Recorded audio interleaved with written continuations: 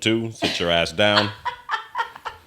Audio's running 1, 2. It's the PV Life podcast.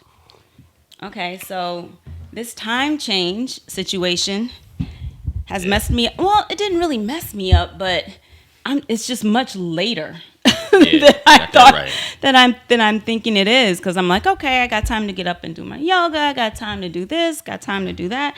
It's 1 o'clock right now. Yeah, and I feel like I just kind of got my day started. Yeah. Ooh, But and you know what? We got more sunlight.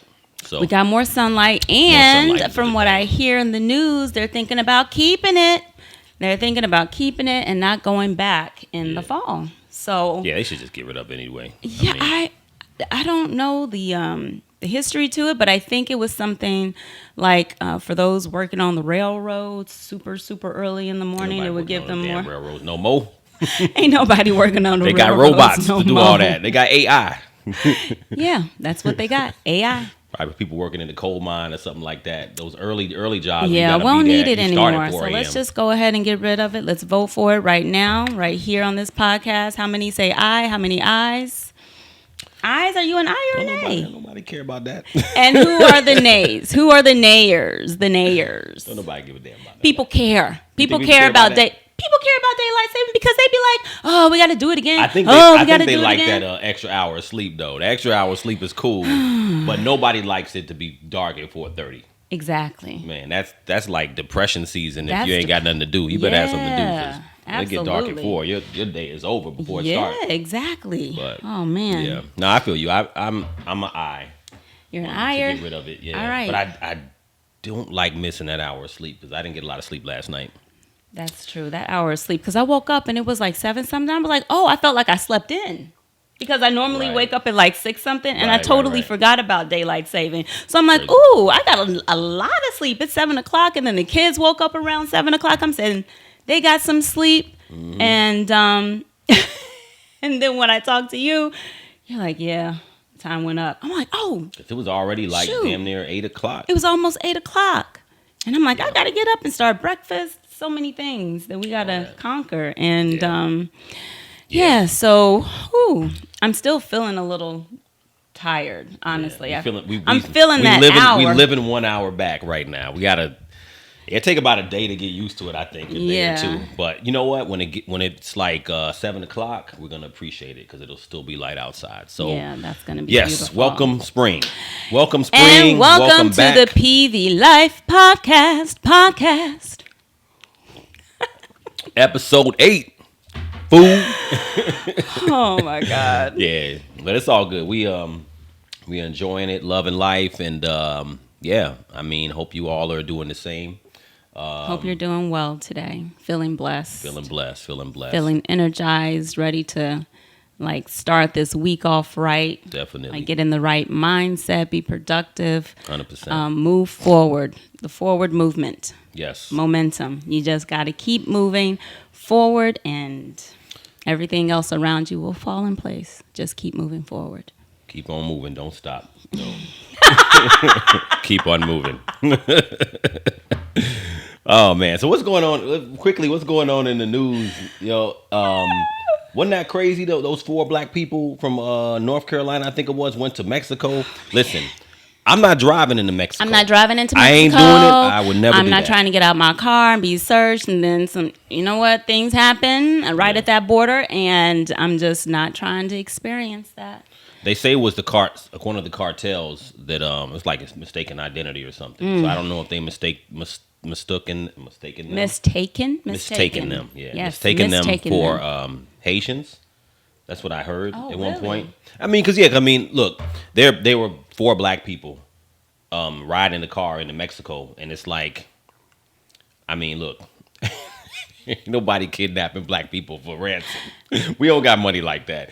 Some of us do, but most of us can't be kidnapped for ransom. Could you imagine getting kidnapped for ransom in Mexico? Like, look.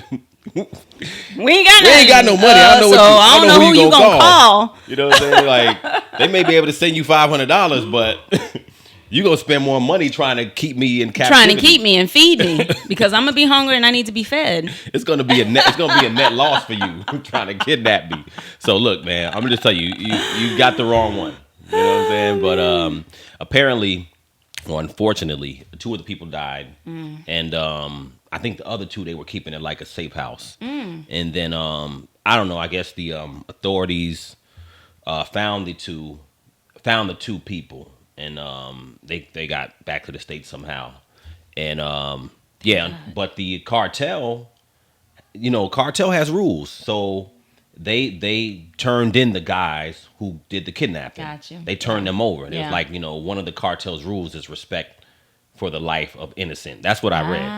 Now, I didn't get that when watching Narcos and all that. They were shooting up everything, moving. And everybody. But I think even in crime, there are innocent bystanders with that type of life. But I think the cartels are like, you just went and grabbed innocent people out of nowhere. Yeah. So apparently they turned them over, and but that being said, I ain't driving into Mexico.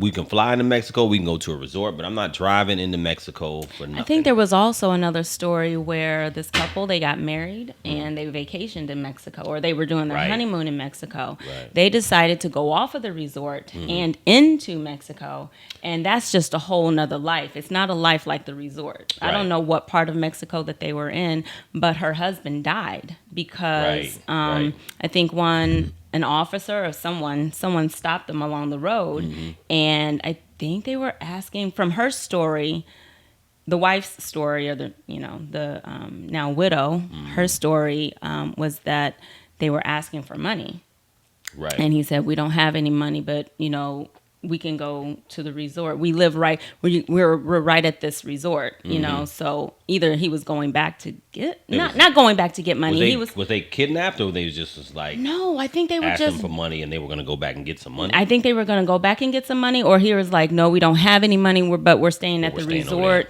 something like that." And oh man, I wish I would have. You told me about it. I think it was like the husband. The husband ended up dead. The husband ended up dead the next day. That's exactly what happened. Yeah. So I don't know if they followed them back to the resort, and then he ended up dead, falling off of his balcony. Apparently, they said that he was really drunk and he fell off the balcony by accident. Yeah. But the wife, or the widow, now seems to think that they're covering up for something. Yeah. So it's an interesting story. Yeah, that is interesting. Like, was he thrown off? I don't know. You just gotta be careful when you in another country. You have to be careful, and not just, I don't know. You just gotta be careful. Don't wander off too far, or you gotta.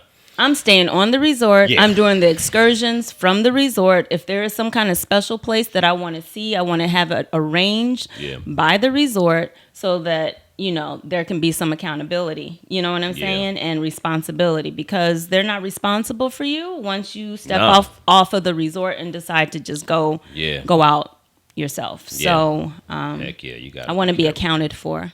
Definitely. Yeah. Yeah. So today we are. What do you want to talk about today? The journey of boys to men, girls to women.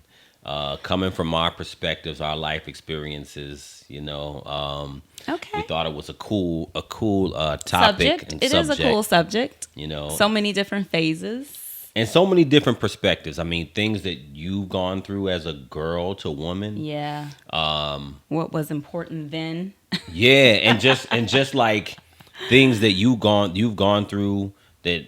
As a boy and a man, it's not even the same perspective. It's not even different journeys when it comes to boys and girls. I mean, we're all human, obviously, and we have similar experiences, but the perspectives of a girl to a woman is a lot different from a boy to a man. So we thought that would be a cool thing to talk about. Yeah. Well, I know,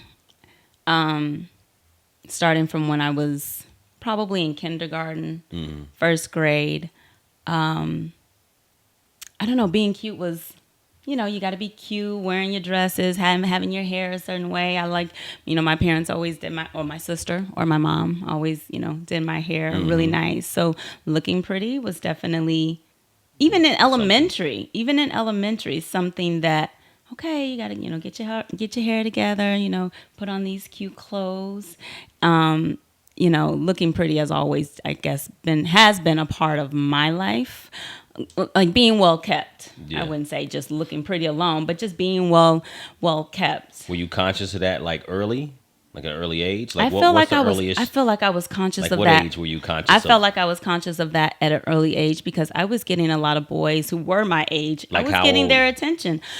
I mean, kindergarten age. So okay, that's like 5 and 6 years old. 5, 6, 7. Like in my young years, I knew that I must have had something because me and this boy, same age. I mean, we young, and but we really liked each other. Mm-hmm. And anytime he would come around, I would be all shy and and bashful, and you can tell that he was a little shy, a little shy too. But we were like feeling the vibe even in elementary school. 100%. So and I think at that time too, I was a little boy crazy. Mm-hmm. I was attracted to boys, at a young age, and me and Anthony is his name. We hit it off, and we were that couple, believe it or not, elementary from like kindergarten, I think, to 4th grade. We were together. That's funny. And didn't see anybody else, as far as I know. I wasn't seeing. We were committed. We were so committed in kindergarten.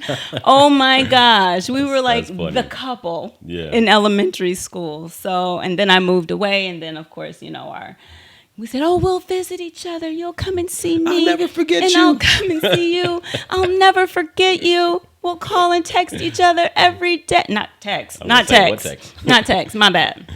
That's relevant to maybe today's elementary. Right. But during my elementary, I'll write you a letter every day. Yeah. And you can come and visit me on the weekends. We were so committed to keeping our love strong. That's funny. But yes. That is so funny. So you were pretty conscious of that early. I was very conscious of that, yeah. As far as being pretty and all that. Oh my gosh, yes. And especially during picture day. Picture day was like everything. You got to have your hair a certain way. You got to wear your nice clothes. Yeah. And, I think that's for every kid for the most part. But as girls. Somewhat. But probably for girls, it's a little more, It's a little more dolled up. I noticed that with Harlow. I mean, we have a kindergartner right now. And I could tell she's more conscious of being cute. She likes to look in the big mirror. She comes in mommy and daddy's room, looks in the big mirror, and she's like, ooh, I look cute. Mm-hmm. She'll say that to herself. I'm like, yes, you do, honey. Yes, she does. Yes, you do. You look very beautiful. Well, that's funny. Oh, man. At that age, 5, 6, 7, I think, I was like, I definitely liked girls early, too, but I wasn't hollering at girls. I was like... Well, you're probably more concerned about playing. I was concerned about playing, but I was definitely attracted to girls, like women. Like I knew that not women. Like women. Women? Yeah, like my first crush was like a grown woman. Man, yeah, I was like, hilarious. I knew I was attracted to grown women, and it was like I used to love like Wonder Woman. Yeah. I think it was Linda Carter was her name who played Wonder Woman. Yeah. So I used to love Wonder Woman. So I definitely knew that, girls were pretty. Yeah. Like grown women were pretty. At that age, I don't think there was any girls that I thought were cute. Right. But, but it was more like, I knew that women were pretty and blah, blah, blah. But, I wasn't really super conscious about like looking good or whatever. You know what I'm saying? Like little boys don't care. You don't care about your hair. Not at that age. I don't think I started caring about having a haircut and looking smooth probably till about maybe like 8, 9, maybe close to 10, where you start being more conscious, that pre-adolescence vibe. Yeah. You're like, okay, my hair looking crazy. Yeah. You start being conscious of all that good stuff. But because in gym we had like these short shorts. Yeah. Did y'all have short shorts too? Oh yeah, they was all short. Oh my God, they were so short, and I just remember being so conscious of my thighs at that point. I just remember being so conscious of my thighs. I really weren't wasn't heavily concerned about it, but I was Yeah. just like, oh my God, my legs are showing. And you got to change in front of other girls. That bothered you? That at the time, it was just like I was comparing myself. Mm-hmm. I think that's probably when I really started to compare myself. Was that high school or that was junior probably in like 7th grade. Okay. So for us, that was like a middle school. Yeah. For all the schools coming together. Right. So all the elementary schools Right. came together in like 7th grade. Gotcha. And we had Okay. one huge building Okay. with just 7th grade. Okay. And that's where you got to undress in front of other girls for PE, and you're wearing these really short shorts, and I think you're getting more attention from guys, like lining up when the whistle was blown. You know, you see all the guys huddling together, looking at a girl or something like that. Right. And I'm thinking they looking at me, so I'm trying to like, you know, pose, like while I'm talking to my girlfriends and occasionally looking at the group. Right. All of that. Long distance God. flirting, I suppose. Distance flirting going on, and, you know, feeling all shy and bashful, but, you know, trying to keep it cool at the same time. Like, is that what it was like for you? You tried to keep it cool in front of the girls? I think like we was like I think I told you before how like, you know, when girls are around, if girls started to watch, if you were playing basketball or something, you start playing super hard. All of a sudden you became Michael Jordan. Everybody's trying to be Jordan. Dribbling between your legs. Dribbling. Yeah, you're doing extra moves and, you know, playing extra hard. If you're playing football, if girls were watching, your ass played hard. You played like you was trying to get drafted to the NFL. If girls were watching. Because you did not want to go up for a shot and get blocked. Ooh, you know what I'm saying? Like, if girls are watching, like, it's different. When you were so conscious of when girls are watching. Okay. So I think like I think for me as a boy, I was conscious about clothes. I think probably in, I don't know, 5th, 6th, definitely by junior high. Yeah, definitely, because man, there was this one kid, man. He had all the gear. When I say like, you know, back in the day to have a pair of Jordans was a big deal. Yeah. Those joints was expensive. Yes. They're expensive now, but back then they were like $100, which is a lot of money for some shoes. Absolutely. And I remember this kid had the black Jordans and the white Jordans. And I used to be like stunned. I'm like, I can't even get one pair of Jordans. This guy has 2. So he would wear one black one on one foot and one on the white. Whoa, he was ahead. He was ahead of the game when it came to flex. being on trend. Like being trendy, that was very trendy. Well, yeah, he was very privileged. You know what I'm saying? From the legend has it, his father was a drug dealer. That's what I used to hear. Oh, okay. Well, there you go. Because I know I wasn't getting no Jordans. Okay. I know that he had a black pair. He had a black on one, white on. I'm like, I used to just be stunned by that. So. I was conscious of clothes, and with girls, I think, well, girls are like in junior high, grade school and junior high, girls are very much like, it's like you have different groups of girls. Like you have the prettiest girls who are like popular. Yeah. And then you have kind of the in-betweens. Yeah. You know what I'm saying? Who are pretty, but they're not quite in the top-notch popular group. Okay. You know what I'm saying? And then you have the ones that like, you know. Who are those? Not necessarily the top choices of everybody, but okay, you know, but that, you know, look, that's so interesting how we were categorized back then. Definitely, guys. I had no idea that that's how the categories were. Definitely, there's like the girl, just being honest, guys are like, okay, you have those top notch girls, and you have the mid. And who sets the standard? I mean, let me be honest. Their looks. You know what it is? Their looks set the standard a lot at that age. Yeah. Because personality, personality matters, but I think when you that young, looks are a big deal. I remember like we had like this new girl. I forgot her name, but maybe her name was Keisha or something like that. New girl in junior high, and when you like a new girl, and you come and you're pretty, everybody want to holler at her. Everybody wants to holler. So, and she was good looking, so she was automatically like coming to the school, pop amongst the popular group. Right. They just swooped her up. They just come and sit with us. Automatically. Right. I think as a boy, we do compare ourselves to others too, mainly more from a popularity standpoint because, I don't know, girls, I think girls weren't always like, at least from the boys' perspective, girls are not always necessarily just attracted to the looks. A guy could be like dangerous or tough or just popular. You know what I'm saying? And I think popularity matters. Popularity probably matters more for the girls. How you can tell me I'm gonna when tell you look at a guy. You tell me. because I'm gonna tell you. When it came to what my perception was, what attracted me at that time, it was somebody who had an edge, and who was a little bit athletic too. Okay. But they had an edge. It was the bad boy. So would it be like somebody who has an edge but is not athletic? It can be somebody. Or can it be does it have to be both, or that was they had to have an edge, but they couldn't be sitting around lazy. And I wasn't attracted to, someone who was fat. I just wasn't. They could have an edge but be overweight and well, I don't mean like over. Oh, okay, because I don't mean like overweight. I mean like not maybe sportsy. he doesn't play sports. Yeah, he's not on the football team. He's not on the basketball. Yeah. He's not on the baseball team or anything like that. But they out there and they ball. You know what I'm saying? Right. Ball and they have an edge. Right. Usually. So that's the kind of guy that I was attracted to in junior high. Yeah, for sure. I think sometimes it drives boys to act up a little bit, especially in our community. Yeah. To act up a little bit because that's what's attractive. Yeah. That's what we perceive to be attractive. Right. To.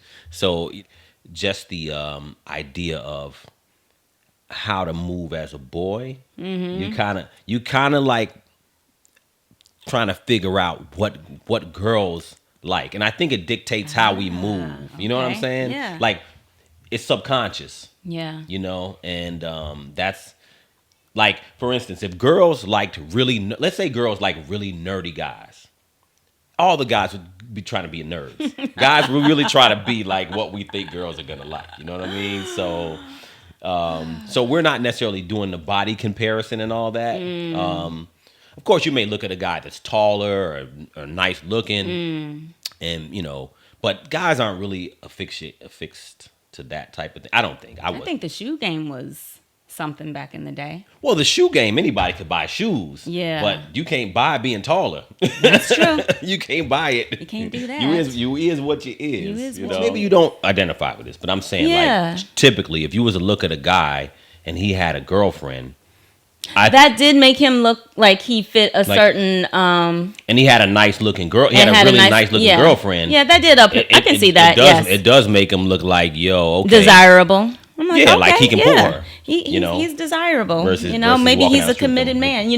I think us girls, like, I wanted a relationship. Yeah. Even if it was a horrible guy, like I still desired having a relationship with them and me being theirs and them being mine. Right. Like maybe I'm a hopeless romantic, but no, I think that's normal. That's what I was desiring at the girls, time. I never knew any girls who didn't want a relationship. Girls always wanted a relationship. We always wanted a relationship and be in a relationship. Yeah. And if it was a good one, that's even better. Yeah. Yeah. So I think we always, at least from my perspective, I always desired that. It didn't matter if I was dating someone from a gang. I still wanted a commitment. I wanted to be his, and I wanted him to be mine. Right. That's all I knew. Yeah. Are we together or are we not together? Right. Oh, you broke up with me? Okay, then let me back in the day, like we go together. Are we going together? That's we go together. That's we funny. Going together. That is so 90s, 80s right there. Yeah. So when you going together, that meant something to me. It sure did. Yeah. I mean, I have two sisters. So, you know what I'm saying? Like, I don't know everything that they went through per se, but from what I remember, like girls just have a whole lot of things going on in their minds as they're growing up, and they're affected so much differently than boys. Mm-hmm. I'm thinking like for me, I don't know, insecurities. I think probably the only insecurity I had was probably trying to think maybe the first insecurity I probably had. I remember in like a junior high era was just I was nervous when it come to dancing. Mm-hmm. So I remember like. I really admire people who could dance well. And I'm not talking like in Chicago, it's like, house music dancing, not just two-step dancing. I mean, anybody can do that. But the house music dancing and dancing to house music, you had to know what you was doing. If you didn't know what you was doing, you was gonna look like a real goofy. Yeah. You know what I'm saying? So people who could really, if you know how to dance, if you could do house music and you could dance, or house music dancing, oh man, I don't care what you look like. You was gonna have some girls. That's true. That's true. And that would have gained my attention back then. If you could dance. If you could dance, yeah. I don't care how you looking. If you can dance. Yes. Wow. That was a Look at that guy. a number one. I remember when anybody from Illinois would know this. They had the Jesse White tumblers. So Jesse White was the Secretary of State, and he had this thing called the Jesse White tumblers. So they were like dancers and acrobatic type of thing, and they came to our school. And they were like young. They were like our age. They were like young guys, maybe junior high or high school kids. Oh, really? Came to school, did dance routine and flipping and do it. Man, the girls was just like, it was like, you know what I'm saying? Like the admiration. So we see hearts in our eyes. Yes. You know what I'm saying? So that was definitely something I had a probably insecurity about. And I know we talked before about first jobs and stuff like that too. Oh my God, yes.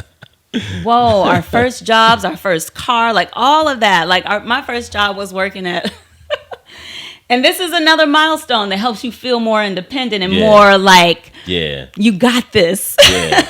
a sense of, I got this. Yeah. This thing called life is not a big deal. Like I got a job now. You got a job. You got a check. You got a check. You got a check coming. You got money. Ask parents for money. Yes, my first job was at Dairy Queen. DQ. At 14 years old. I don't even know how long I was working there. Maybe for 6 months. I know something. Back then 6 months was a long time, man.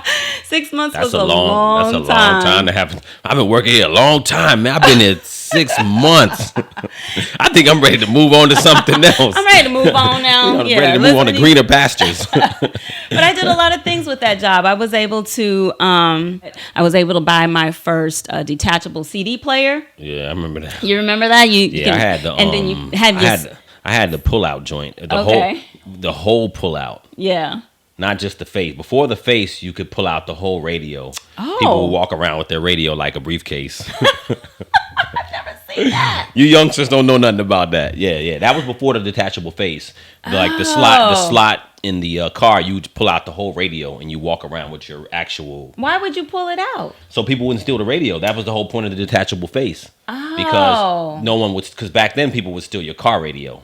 Remember that? I mean, yeah. Barely remember that. Yeah, I mean that was the whole thing. So. Well, I thought the detachable. Well, anyways, I thought the detachable face was just like a luxury. You know, that was cool back then. Being able to take it out and put it in your purse or whatever and attach it back. Yeah. That was really cool. Yeah, like just the first job is everything. Having your first car is everything. I actually got fired from Dairy Queen. And my mom went off. Oh, she went off on Dave. She was like, "You fired my baby? Did you fire my baby? Why'd you fire my baby?" I called my mom and I was like, "Mom, I think I just got fired." It was something so stupid. Okay, so the drive-through window, I was not responsible for the drive-through window. I was the register. The drive-through window was going off and nobody was answering it. So Dave was not there that night. Yeah, I think it was at night. It was at night. But his, I guess, assistant manager, another worker there who was like 20-something years old, she was like, do you not hear this thing going off? Are you not going to answer this? I said, I'm not responsible for the drive-through. You are. Right. And, she went and called Dave. Got fired by Dave that night. Fired from DQ. But that's all good because he wasn't the owner. His parents was, and he ended up getting fired by his own parents. So you don't have to feel sorry for me. Oh, man. But anyway, it's just another beautiful. Just a memory, yeah. Yeah, beautiful memory just working there and getting my first car, being able to save up for things and, just buying things for yourself. It really made you feel like you accomplished something. Yeah, definitely. What was your first job like? Well, I worked at Burger King. So my first job, I was 14 also, had a work permit. And, it was cool. I mean, stealing onion rings and eating French toast sticks. Oh, man. Yeah, it was cool. I mean, my sister worked at the place, too. Mm-hmm. And then I started working there. I was 14, though. And, it was cool. It was cool to get your first check. And, of course, at that age... Didn't save nothing. No. Man, the first, Tried. everything was spent. Everything was about you was going to the mall. Yeah. To spend that check. That check was out of here. Ooh, going to the mall was something. Wasn't going to the mall something? Like you go there with your friends and y'all walking around, y'all hanging out. All of that. The mall was everything for us. I bought all types of CD players, clothes, nonstop stuff. So that was definitely a good thing. You know, I wasn't driving yet, but it was good to have your own money. That's definitely a good feel. Especially as a boy, you know, you feel like, okay, I can, you know, do something for myself. You know what I'm saying? And that was a level of a little bit of independence. Yeah. And then I worked at McDonald's for a little bit after that, and then I quit that. I didn't like that. It was too much. It was hard work. Hard work at It was really McDonald's? hard work. Yeah, I was working on the grill. Oh. A lot of work. What was your position at Burger King? The register? Cashier, yeah. Oh, the cashier. Okay. No, was I cashier? I was cashier. Okay. I never worked the grill. I was always cashier, putting the orders together. They didn't put the girls on the grill. Girls always had the easy job. The dudes, you got to go back. Man, but I was eating some of those French fries and onion rings. I can tell you that. Whatever they were pushing through, I was taking a few of those off the top. I'm like, man, this stuff is so good. And eating all the toppings. Though. I mean, at Dairy Queen, you got the Snickers, you got the Butterfinger, you got the M&Ms. I mean, you got all these toppings right there that you mix in with the Blizzard. Yeah. There was this guy when we worked any at McDonald's opportunity that I could get at the grill. There was this guy because we would make I don't know how to do it now, but back then they would make the food. They would make so many. They would have so many burgers, cheeseburgers ready, Big Macs ready. Oh, okay. In that little that little sliding thing. Yeah, sliding thing. So there was this guy. I forgot his name, but he was obsessed with making Big Macs. He always made too many Big Macs. Probably so he could take some home. Have some left over at the end of the night. He had this thing with Big Macs. We need more Macs. We need more Macs. He'd always say, we need more Macs. I think his name was Dave. He'd be like, Dave, we don't need more Macs. What's up with these Daves? Daves, yeah. We don't need more Macs. It would the sleeve thing would already be full, and he would be making more Big Macs. Like, why are you? He was obsessed with Macs. He was obsessed with making Big Macs. Big Macs back in the day were so They were good. They were good. Oh my God, I remember my first Big Mac. This was in either the 9th or 10th grade was my first time eating a Big Mac. One time a girl came into the class with the Big Mac. That whole Big Mac smelled that whole room. I looked back at her. She made that Big Mac look so good. I was like, I've got to go taste some of this Big Mac. So that sauce, yeah, I don't know if it still tastes the same. A lot of things do not taste the same. No. Pizza Hut pizza, what happened to you? Personal pan, deep dish. Yeah. What happened? Man, you were so good. They changed. The recipes changed. Oh my gosh. I guess. I don't know. Even Arby's barbecue I didn't taste the same. Remember when we went to Arby's? When we visited my parents? I digress. I'm going in a different direction. I'm thinking about food now because I'm hungry. But that barbecue was off the chain back in the day in high school. Nowadays, it don't taste the same. Yeah, it changes. Anyways, back to what we were talking about. Back on topic now. No, it's all good. It's all good. No, it's all good. We're just talking about, in general, like the journeys. Yeah. So those are cool things to go through as a young boy, young girl, having your first job. And then... I mean, for me, I would say the next thing was driving, which was great. You know what I'm saying? That was a big game changer to start driving. You know. What? You know how I got my license, right? Did I tell you about my license story? No. Okay. Everybody buckle your seatbelts. So I was dating a guy. He was a senior in high school, and I was 18. No, actually, I was 20, and I still did not have my license. I didn't feel the need to have a license. He had a car at the time, and, he was taking me everywhere. He was like, no, you are not going to be like my mother and not have a license whenever we get married or something like that. You are not going to be like my mom and not have a license. You need to go get your license. I was like, all right, so I'll go get it. Was I prepared for the test? Not really. I looked over the book. So I was driving my mom's Ford Taurus, whose the right signal did not work. So every time we made a right hand turn, I stuck my arm out the window like this because I think that means right hand turn. I don't know if I'm supposed to actually do that or not, but Right. I'm like, look, I told the guy the right signal doesn't work, so I'm just gonna stick my hand out the window. Instructor? The instructor. Oh, okay. And he was like, oh, okay. I didn't know what else to do, but I needed people to know I was making a right turn, so I did that. Then he pulls over. I did the parallel park. I think I did it perfectly. Yeah. Then he tells me to turn on the lights.